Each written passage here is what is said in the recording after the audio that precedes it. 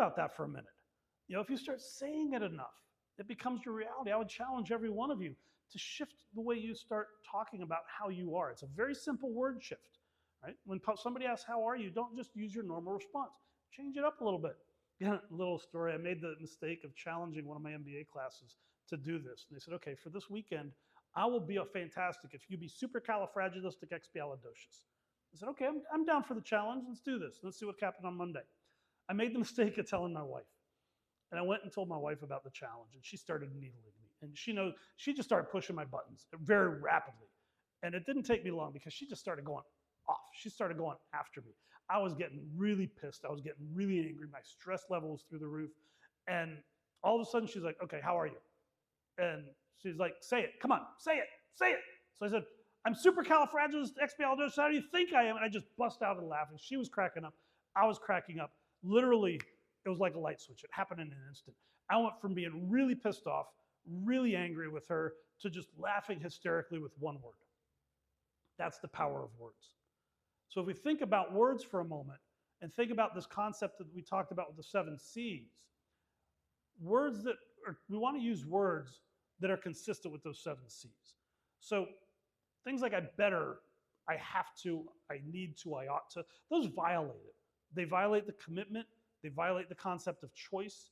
They violate the concept of capability, right? Hopefully this will happen. Well, that's putting the power in somebody else's hand. You're saying hopefully, that means you don't believe in yourself. You're hopefully something's going to happen, so hopefully it'll get done. That's violating those 7 C's. I'm going to, I will, I get to.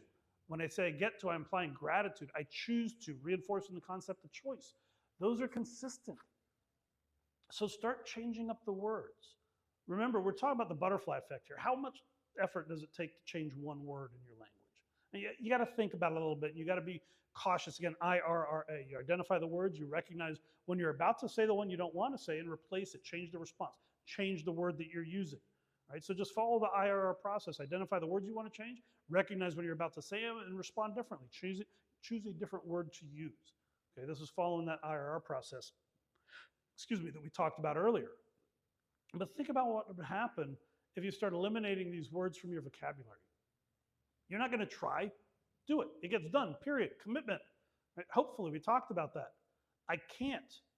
Instead of giving yourself reasons why you can't do something, start thinking about reasons why you can. Tony Robbins is famous for saying, don't should all over yourself. Nothing ever gets accomplished if you just keep saying, I should, or I might, or I could. There's no definitive outcome there. I will, period. I get to. When you say I get to, I'm implying gratitude. So try to change up these words. And Don, I saw your question pop up. I didn't see the whole thing. We'll come back to that at the end when we get to the Q&A. I only saw a brief portion of it, but we'll make sure we circle back to that. This, when we're talking about word choice, this takes a lot of up here. It takes a lot of self-control. And again, remember, following the law of the process. Right now, if you're trying to really get control of your words, one thing you can do is slow your language down a little bit. When you saw me, I started talking a little bit slower. And of course, it's a little obvious now because I'm slowing down my speech pattern, and it's noticeable. But find a pattern for you. What you're trying to do is you're trying to get your mind and your mouth in sync with each other. And what you want to do is make sure that when you're speaking, that you're talking at a rate or a pace that allows you to be cognizant of what you're saying before you say it. And this is a little trick that public speakers use. When you're talking about public speaking, the best speakers that are out there don't use what are called pad words. They don't say so all the time. Or they'll say, they don't have a lot of this empty space because their mind and their mouth are in sync with each other when they're giving a talk.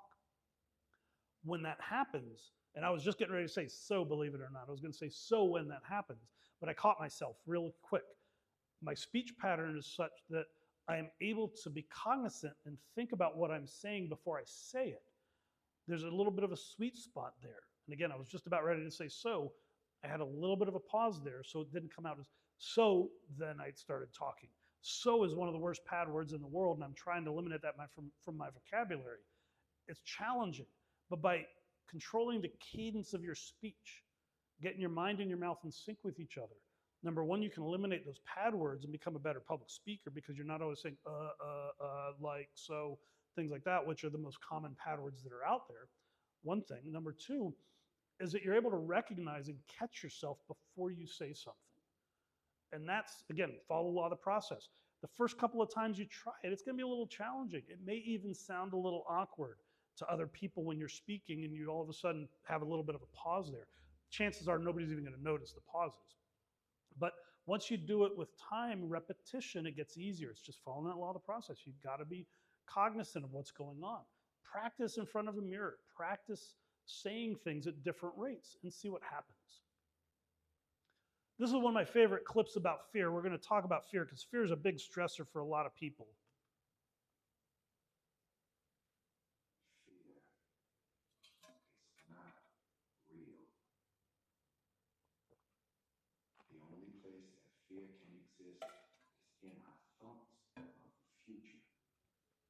It is a product of our imagination, causing us to fear things that do not at present and may not ever exist.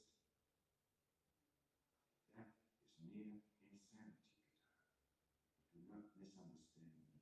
Danger is very real, but fear is a choice.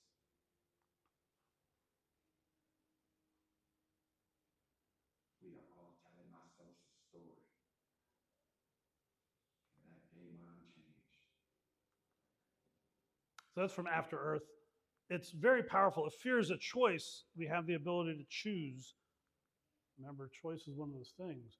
So fear is one of the things, if you learn about it, you got to face it, number one. Get educated, get excited about it, and then do something differently. So once you do that, you can let go of your fears. Remember, fear is all up in your mind. It's a choice. Now, I'm not saying that fear is, there's a difference between fear and danger. Sorry, let me get rid of the controls here so it's not on top of the slides here. When I get a notification on my computer, it blacks out up there, so I apologize for that. But fear is one of those things you have the ability to control. It's all in your mind. Now, I'm not saying it, I'm not trying to discount the concept of danger by any stretch. And I see this, I used to see this all the time when I teach diving. Right? People in swimming pools, they put a mask on for the first time, put their face in the water, and boom, they just pop right up. They get a little claustrophobic. They feel like they can't breathe, but they can. They just don't feel like it. They're afraid. They've got this really high level of fear. My wife went through that with her dive training too. A lot of people have. I can't tell how many times we'd be kneeling on the bottom of a pool and we're sitting there and doing an exercise, and all of a sudden you see their eyes start to bug out and they try to shoot to the top, which is actually quite dangerous. You don't want to do that. That's danger, right? But the fear that they have caused that response. And what happens is they don't think about what they just want to shoot because they don't feel like they're getting enough air, even though they are. They don't feel like they are. They're nervous. They're excited. Things like that. All of a sudden, they hold their breath. They shoot to the top, and that can cause some problems. So what I always have to do is grab them and hold on to them, and then slowly take them to the surface. I can anticipate that because their eyes tell everything. And then when we get to the top, we talk about what happened and walk them through it and try to encourage them. And then we'll try it again. Through a couple of attempts, usually they get past their fears. And usually it only takes a couple of tries to do that. But the first time, it's just not a natural feeling. Breathing underwater is not natural, and it incites fear in a lot of people. So once you push through that, though, it becomes a lot more natural. We're going to quickly breeze through a couple of these things here. So sorry about that. That wasn't supposed to click. My wife and I went to the mountains of Georgia for a camping trip here a couple of months ago. And when we checked into the lodge, they told us they were having some bear problems at the campsite. So we decided, all right, well, we'll stick it out. We didn't know that the bear problems included bears hijacking our vehicles. Well, eventually we got caught up to these guys, and they were actually, believe it or not, they were really nice bears. They were black bears. They weren't too big. They became very friendly, and we were hanging out and started palling around for the weekend. And I decided to try my hand to see if I could teach them how to swing dance. So I wish I had this on video, but I do have a picture of it. This guy actually became a pretty good swing dancer. I'm showing you these to poke fun of this concept of fear. We did this with AI on this camping trip. And it was real. They said when we checked into the lodge, they said, yeah, they were having bear problems. Some bears were messing around with people in their tents because people weren't controlling their food properly, things like that. So, and I am cognizant of the time here. We'll wrap things up here in just a couple of minutes. But we decided to play around with AI and see what we could do. AI usually causes fear in people. What am I going to do? It's going to work me out of a job. All the stuff about AI and replacing jobs. you start becoming really fearful of it, what's going to happen. You're going to get your stress level to the point where it's going to hit your performance. And before too long, you're going to be worked out of a job because you're not going to be performing properly. Focus on AI as an opportunity. It's an opportunity to learn and grow and develop and take advantage of it. Don't be afraid of it. We started showing this first one with the bear driving away. We took it down to the visitor center and we were grabbing a snack and we showed it to the woman in the snack bar. She thought it was real. It was, I wish I had a picture of the expression on her face when she saw this thing. It was priceless. It was exactly why we did what we did.